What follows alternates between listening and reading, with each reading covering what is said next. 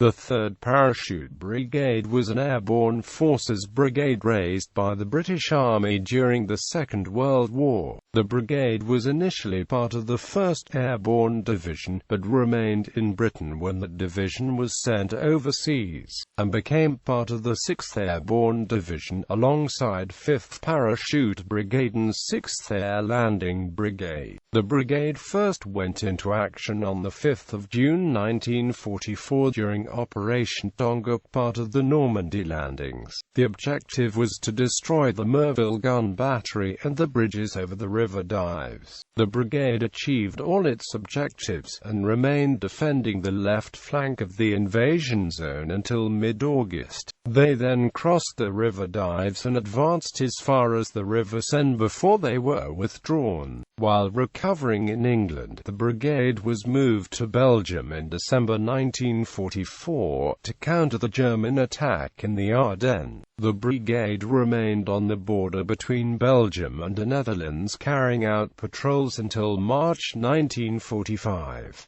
The next airborne mission was Operation Varsity, the assault crossing of the River Rhine in Germany.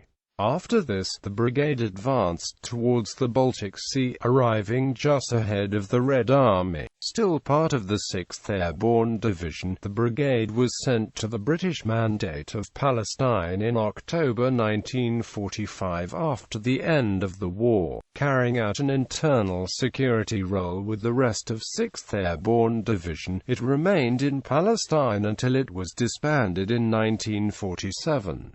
Background: impressed by the success of German airborne operations during the Battle of France, the British Prime Minister, Winston Churchill, directed the War Office to investigate the possibility of creating a force of 5,000 parachute troops.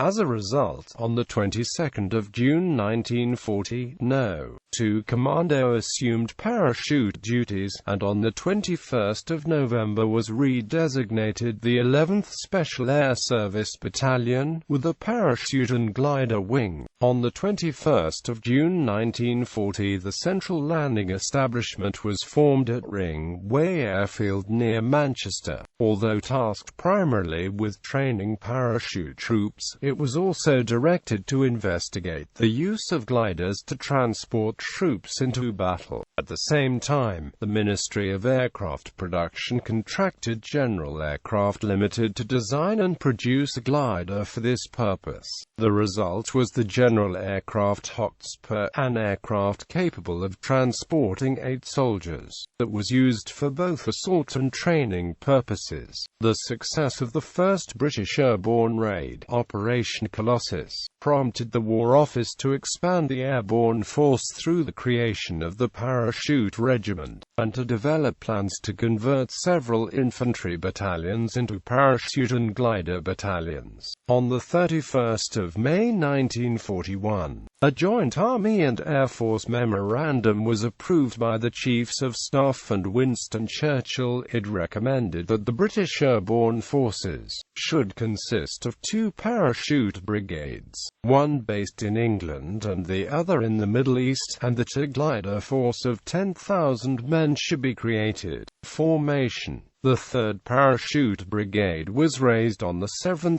November 1942, under the command of Brigadier Sir Alexander Stanier Barr. Stanier was soon replaced by Brigadier Gerald Lathbury, who in turn was replaced in May 1943 by Brigadier James Hill, previously of the 1st Parachute Brigade. Hill remained in command through the remaining war years until July 1945, when Lathbury once again assumed command. The last commander of the brigade was Brigadier Francis Rome, who took over on 15 November 1946.